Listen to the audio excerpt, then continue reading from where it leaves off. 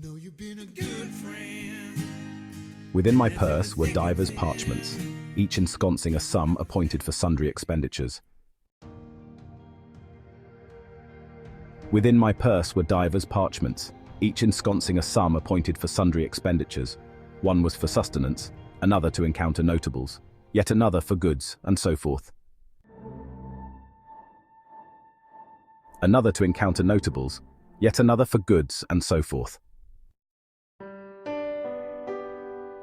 Whilst I did procure the garment, my zeal for further acquisitions was tempered. I desired not to return laden with trinkets of regret. Verily, the Saviour hath spoken, a man's life consisteth not in the abundance of the things which he possesseth. Anon, a resolution was struck. I had pledged to visit Keebet Stella. Howbeit, the hour of his advent upon Celebrity Row was not yet come. Moreover, the collective portraiture with Dros Nogard was fated for a later time of the day. I resolved to employ the monies earmarked for merchandise to seek audience with another luminary, Medis Stella. I was heartened by the counsel of Mimiku's attendant. They are but mortals. Fortified by this demystification, I hastened to the queue for Medis Stella. The line to behold her was brief. When my turn arrived, I entreated the custodian for a likeness with Mistress Stella. I tendered $60 and approached her presence. Mistress Stella advanced before her pavilion to capture the visage with me. She enjoined, "Do thou remove thy mask, yet gaze not directly upon me in the effigy. Forsooth, as a healer of mariners, she is versed in the perils of the great plague."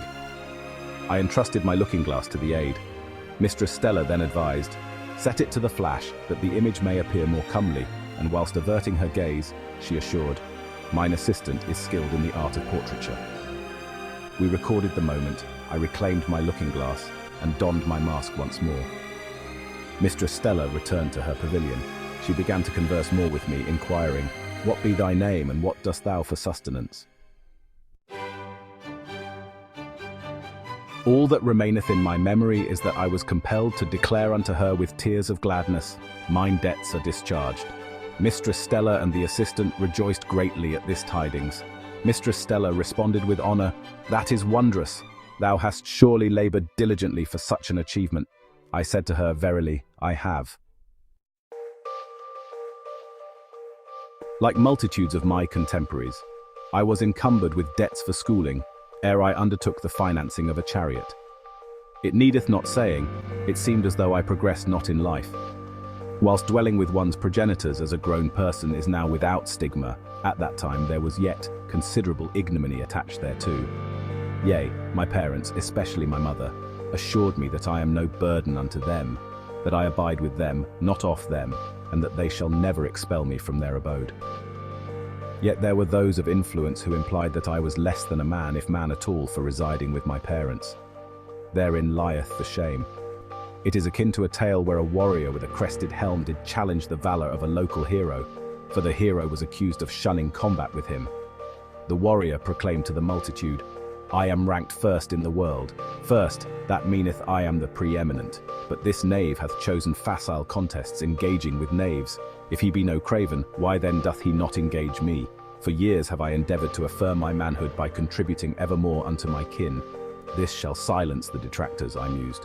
"Now, even unto this day, when both mine parents avow their partial reliance upon me, it standeth as testament that I am indeed a man." Forgive my aside, yet it needed voicing. Any aspersions cast by others that question my manhood weigh heavy upon me. I am contented with mine aside for the nonce. The narrative shall continue. Mistress Stella queried, "What dost thou intend to pursue henceforth?" I confessed my uncertainty. She counselled that I gather my coin. "I do now, yet not for mine own sake. Such is contrary to the book." I then spake, "I pray I manifest not such fervour when I sojourn with Keebet Stella." She rejoined, "O nay, 'tis wholesome to release thy emotions."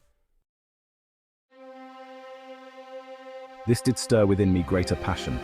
I am of a susceptible spirit.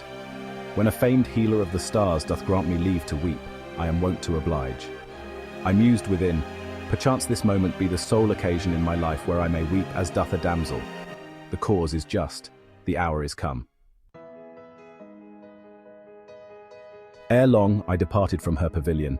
So brimful of rapture was I, that I required a place to repose and collect myself. Verily, I feared mine own heart might betray me. After a brief respite, I rose anew. My ensuing errand was to call upon Keebert Stella. I resolved to present myself at his station betimes, that I might ease my weary souls.